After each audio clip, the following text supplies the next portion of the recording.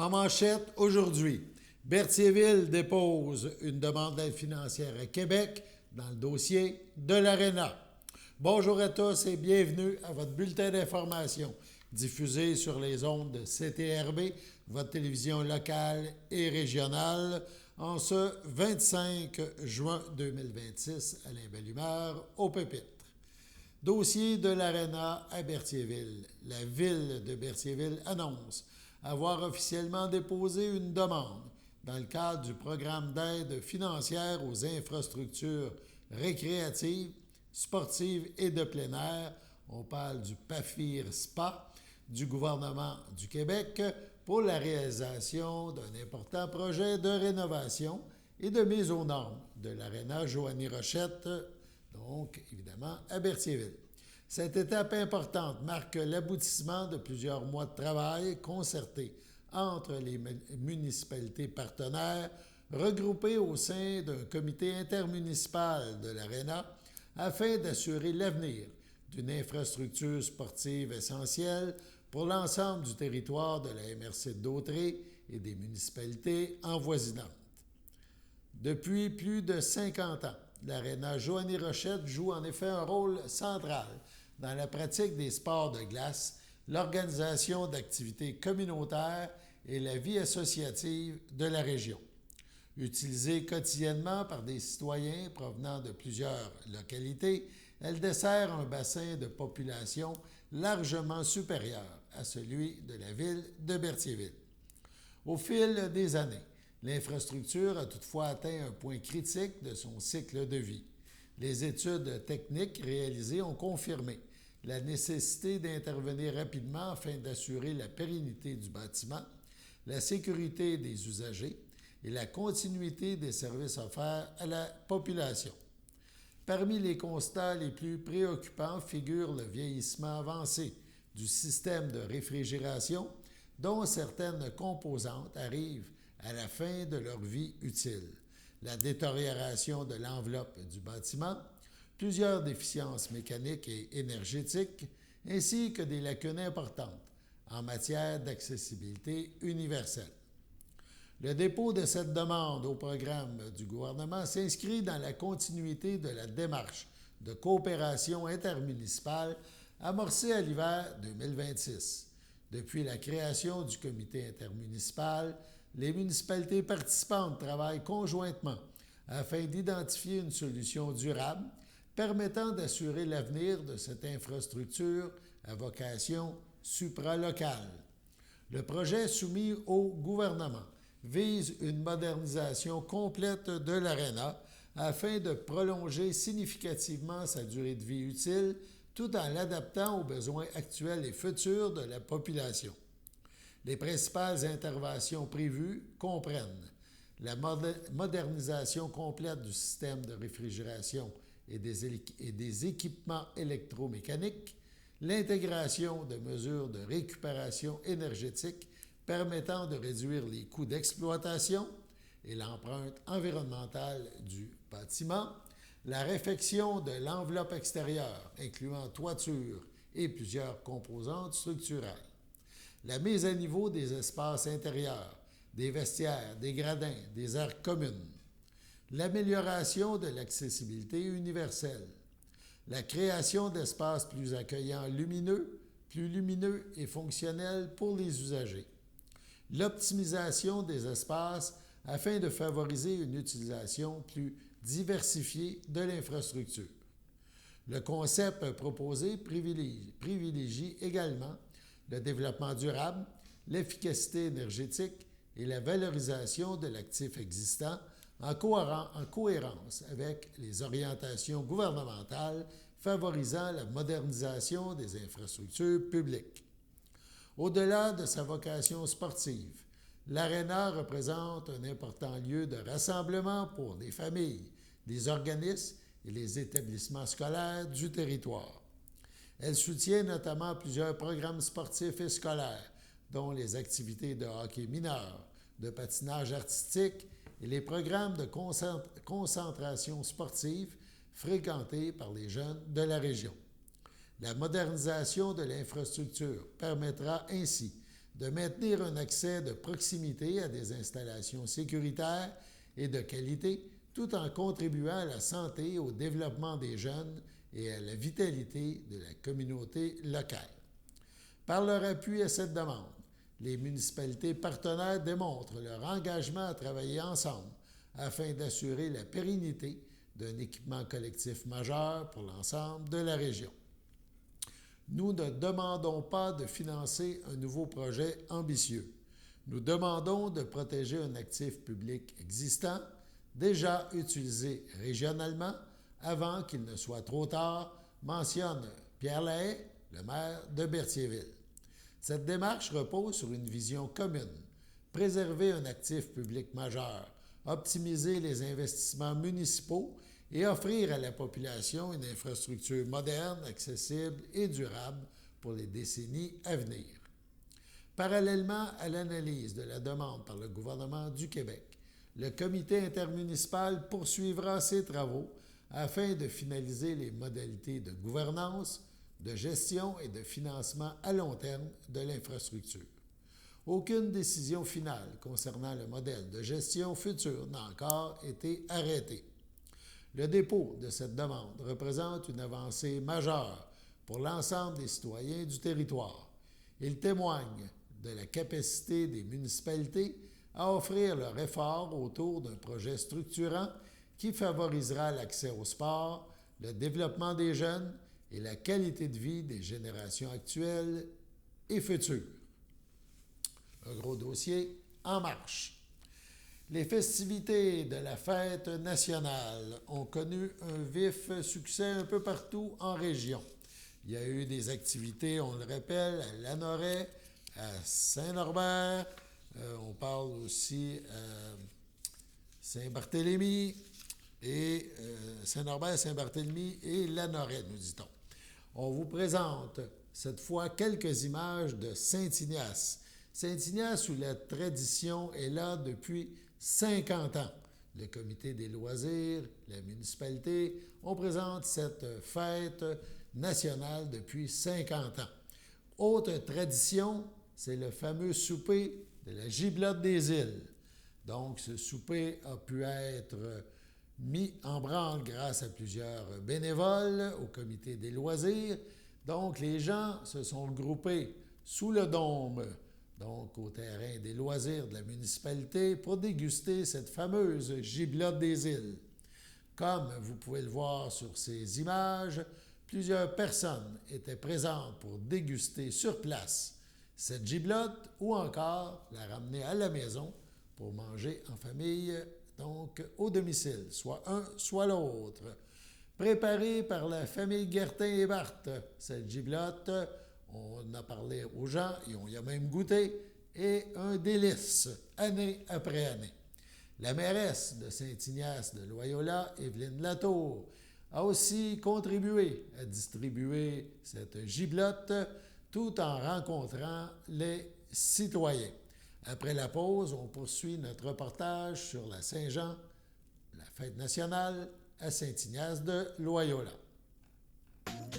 Votre station de télévision de Berthierville vous invite chaleureusement à son bingo hebdomadaire présenté tous les samedis matins à 9h30. Chaque semaine, les amateurs de bingo se partagent la belle somme de 600 $ lors de cette joute pleine de plaisir et d'émotion. Et ce n'est pas tout. Le premier samedi de chaque mois, la cagnotte est de 2000 $, ce qui vient ajouter encore plus de suspense et de possibilités de gain. Pour vous procurer vos cartes de jeu, rendez-vous chez nos dépositaires participants à Berthierville, le dépanneur Formule 1 et la station-service Arnois sur le boulevard Gilles Villeneuve, le marché IGA Extra Famille Mondor sur la rue Gabriel Brissette, le Super C sur la rue Notre-Dame, la pharmacie Proxime sur la rue de Frontenac à Saint-Ignace de Loyola, le dépanneur Proxy sur la rue de la Traverse, ainsi que la boucherie Aldo sur le rang Saint-Michel. Ne manquez pas ce rendez-vous hebdomadaire chaque samedi matin sur les ondes de CTRB, votre télévision locale et régionale au poste 701. Toute l'équipe de CTRB vous remercie de votre fidélité et vous souhaite la meilleure des chances.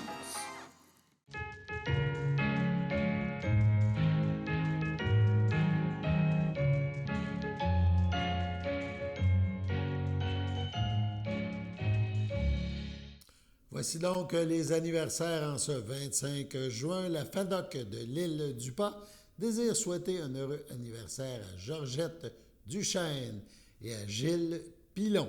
C'est votre anniversaire aujourd'hui, en ce 25 juin. Eh bien, toute l'équipe de CTRB se joint à moi et vous souhaite un heureux anniversaire.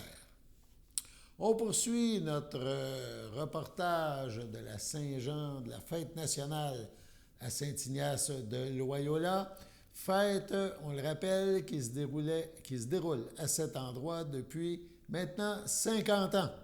Donc, tout un bail, comme on dit. Nous sommes donc toujours à Saint-Ignace et comme le thème de cette fête nationale partout au Québec était un hommage à Guy Lafleur qui aurait eu 75 ans cette année, il y en a été question à Saint-Ignace de Loyola, évidemment aussi. Les amateurs de hockey sont nombreux là-bas. Simon Boudreau, ainsi que les élèves de l'école primaire de Saint-Ignace, ont tenu à rendre hommage à ce célèbre joueur de hockey qui, évidemment, a passé une partie de son temps aussi dans le coin de Berthier, alors qu'il avait un restaurant pendant plusieurs années. Donc, M. Boudreau et les jeunes ont composé des paroles de chansons sous la chanson, Le but de Loco Locas. On les écoute. Les élèves qui ont inventé les paroles, et dans le lot, il y en a que ça écrit à peine. Et c'est eux qui ont inventé les paroles. La thématique, cette année, la fête nationale, c'était hommage à Guy Lafleur, donc évidemment la thématique hockey en a eu pour son argent. Donc ce sont les élèves de l'école qui ont composé les paroles et on s'est servi d'une chanson qu'on aimait beaucoup, la chanson Le But, pour faire quelque chose qui ressemble pas mal à une chanson que je trouve bien le fun. Est-ce qu'on est prêt? On est prêt? On n'oublie pas, tout est une question d'attitude. OK, t'es prêt? Non, sérieux. Ouais, t'es prêt? Sérieux. OK? On est prêt?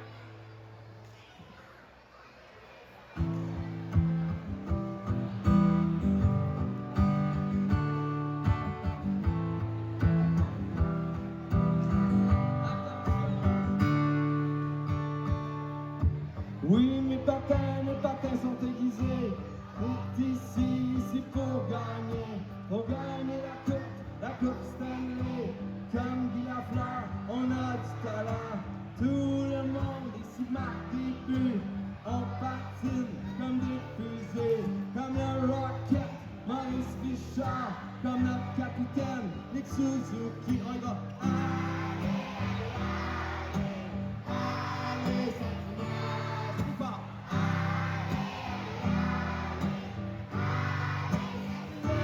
Encore.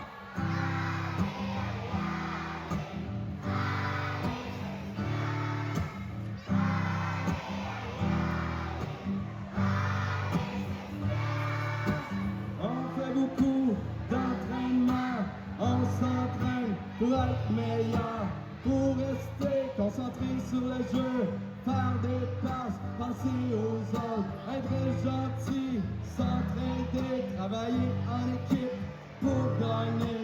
On est des humains pour les Canadiens, notre équipe, les Canadiens.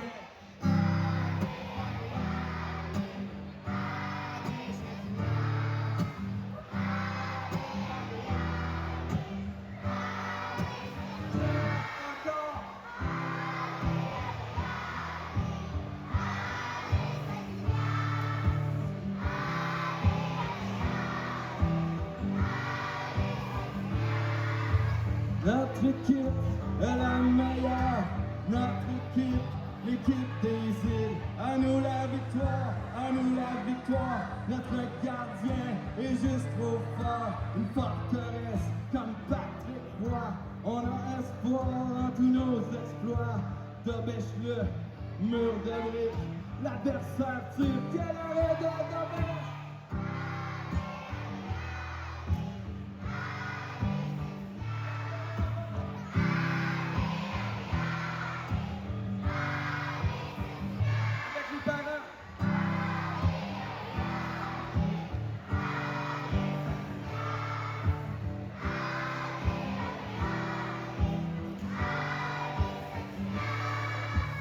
Isolés, une grande famille, comme une équipe qui s'est serrée.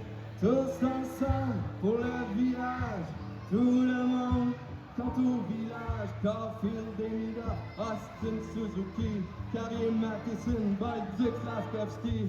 Mais la meilleure équipe, l'étoile du match, oui l'étoile du match, ça reste Saint-Ignace. Suzuki à Caulfield et le but! Austin à Demida et le but! Le mort à la fleur à Saint-Ignace et le but!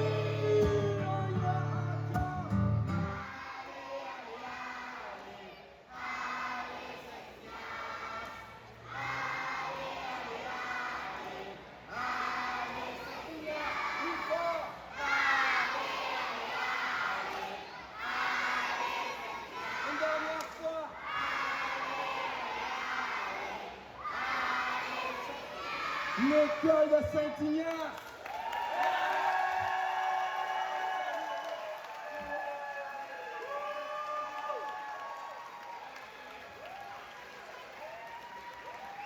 Merci beaucoup à toute l'équipe école de Saint-Ignace. C'est vraiment un projet bien fun. Merci beaucoup.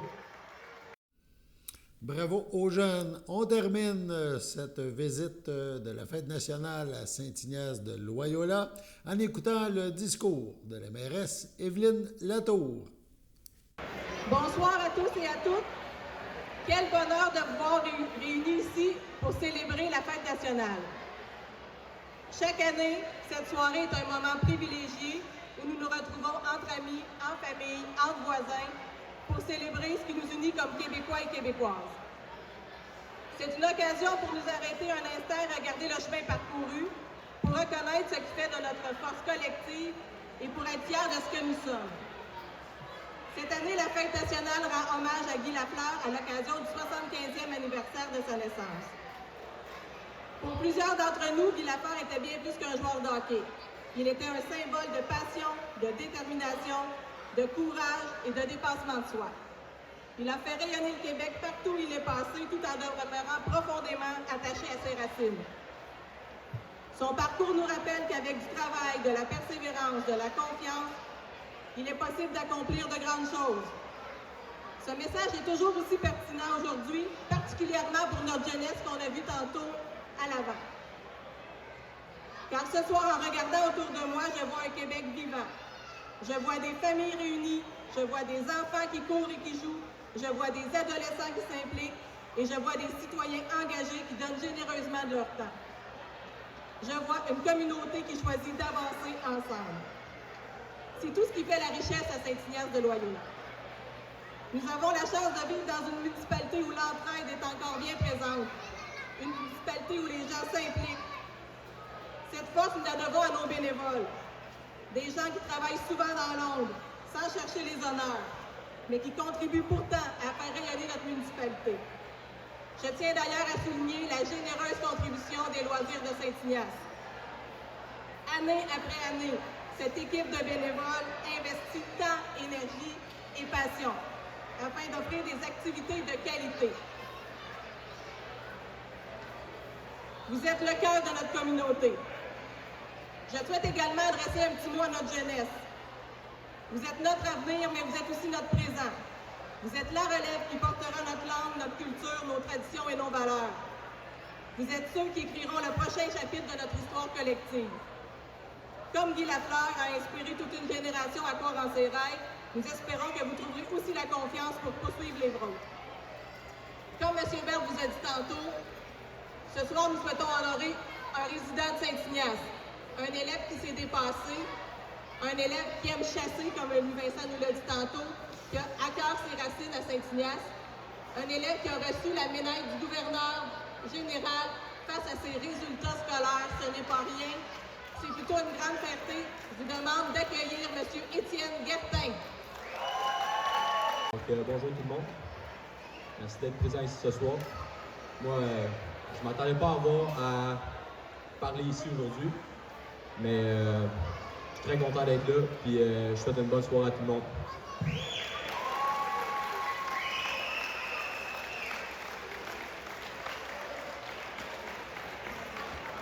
C'est une réelle fierté pour notre milieu. Donc, soyons fiers de notre jeunesse, soyons fiers de notre communauté, soyons fiers de ce Québec que nous bâtissons ensemble jour après jour. Parce que notre identité ne se vit pas seulement dans le passé, elle se vit dans nos écoles, dans nos familles, dans nos organismes et dans nos rassemblements. Ce soir, célébrons notre histoire, célébrons notre présent et regardons vers l'avenir. Bonne soirée tout le monde.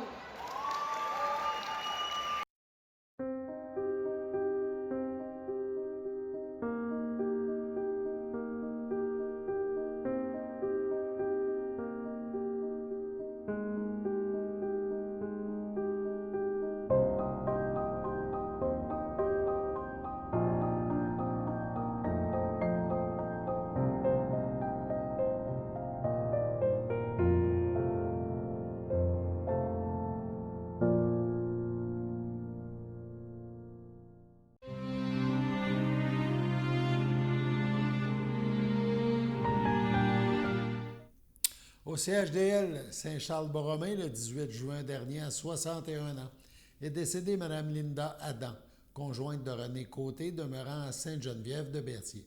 Elle laisse dans le deuil, outre son conjoint et ses enfants, Annie Adam-Gagnon, Pierre-Olivier Adam-Gagnon, Linda Durand, les enfants de son conjoint, Frédéric Côté, Marie-Ève Côté, ses petits-enfants, sa sœur, ses frères, ses beaux-frères et belles-sœurs, Anna Adam, Claude Jean, Jean-Luc Adam, Sylvie Fecteau, Stéphane Adam, Lynne Lacourcière, Maurice, Robert et Claude Léveillé, ses beaux-frères et belles-sœurs de la famille Côté, ainsi que plusieurs neveux, nièces, autres parents et amis. Mme Linda Adam ne sera pas exposée et une cérémonie aura lieu en toute intimité à une date ultérieure. Au pavillon Sainte-Marie à Trois-Rivières, le 12 mai dernier, à 85 ans, est décédée Mme Raymonde Thibault, épouse de Roger Sylvestre, demeurant à Saint-Ignace de Loyola. Elle laisse dans le deuil, outre son époux, ses fils, Michel Sylvestre, Pascal Roberge, Steve Sylvestre, Pénélope Smith, ses petits-enfants, Marie-Kim Sylvestre, Marc-Aurèle Duval, Cédric Sylvestre, ses beaux-frères et ses belles-sœurs, Jacques Sylvestre, Madeleine Robillard, Réjeanne Sylvestre, Feu Marcelin Leblanc, Richard Sylvestre, Luce Mandeville, Marcel Sylvestre, Linda Coiler, Gilles Sylvestre, Marielle Brizard, Muriel Bélanger, Feu Jean-Noël Sylvestre, la famille Benoît, ainsi que plusieurs neveux, nièces, autres parents et amis. La famille vous accueillera samedi 27 juin, 10h30, au complexe funéraire Efterio, 741 rue Notre-Dame, à Berthierville. Suivra un hommage à la chapelle du complexe à 13h30. Mme Raymonde Thibault sera inhumée le même jour au cimetière de Saint-Ignace de Loyola. Au CHDL de Saint-Charles-Borromée, le 26 mai dernier, à 84 ans, est décédée Mme Yvette Lefebvre, épouse de feu Olaïus Fafard, demeurant à Saint-Barthélemy. Elle laisse dans le deuil ses enfants, Joanne Fafard, Alain Clément, Michel Fafard, Christiane Fafard, Alain Hould, Nancy Fafard, Martin Cournoyer, ses petits-enfants, Philippe, Alexis, Gabriel, Clément, Maxime et Chloé Fafard, Rosalie Hould, Marc-André et Catherine Auger, ses 10 arrière-petits-enfants, ses sœurs, son frère, ses belles-sœurs et son beau-frère, Lina Lefebvre, feu Raymond Mousseau, Claudette Lefebvre, feu Conrad de Picard, Pierre Lefebvre, Simone Fafard, feu Fernand Bonnin, Alice Fafard, feu Claude Rousseau, Suzanne Fafard, feu Aimé Robillard, Nicole Fafard, René Vincent, ainsi que plusieurs neveux, nièces, autres parents et amis.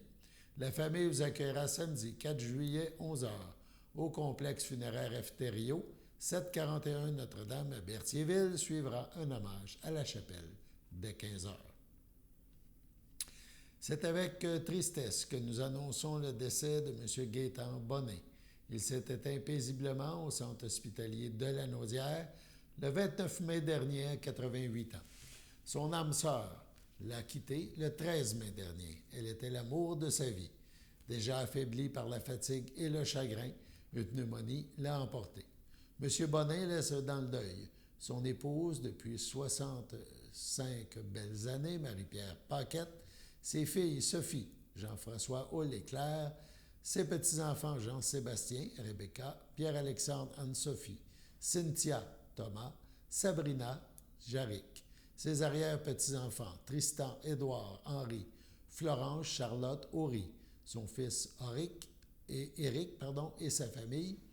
M. Bonnet laisse également dans le deuil ses frères et sœurs, Florent, Jean-Guy, Janine, Feu Agathe, Carmen, Colette et Michel, ainsi que leurs conjointes respectifs.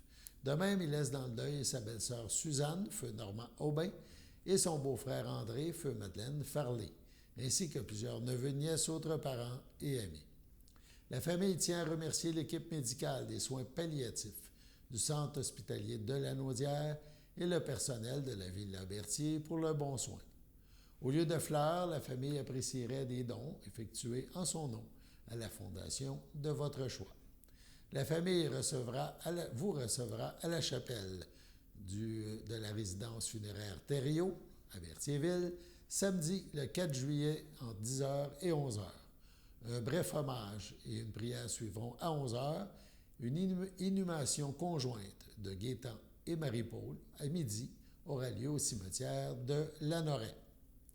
Au CHSLD, le château Champlain à Berthier, le 2 juin dernier, à 80 ans, est décédée Mme Marcelle Lacharité, épouse de Feu Pierre Ladouceur, demeurant à Berthierville, native de Saint-Barthélemy.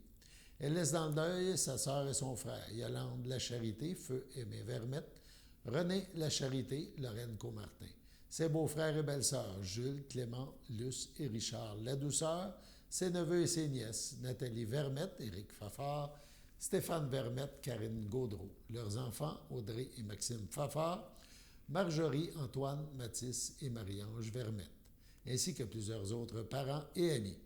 Un remerciement spécial s'adresse à Monique Lacourse pour son aide et sa présence auprès de Marcel. La famille vous accueillera samedi, le 11 juillet prochain, dès 9h30. Donc, la famille vous accueillera au complexe funéraire F. Thériault, 741 rue Notre-Dame, à Berthierville. Suivra une liturgie à la chapelle du complexe à 11h. Madame Lacharité sera inhumée le même jour au cimetière de Saint-Barthélemy. Sur ce, passons à la météo.